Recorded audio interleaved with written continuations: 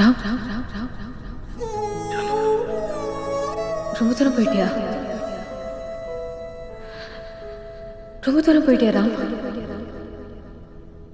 உன்னை எங்க வைக்கணும் அங்கேயே தான் நிற்கிறேன். எத்தனை இரவு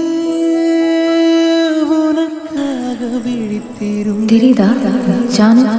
உறங்காமல் தவித்திருந்தே விண்மீன்கள் எரித்திருந்தே எத்தனை நிலவை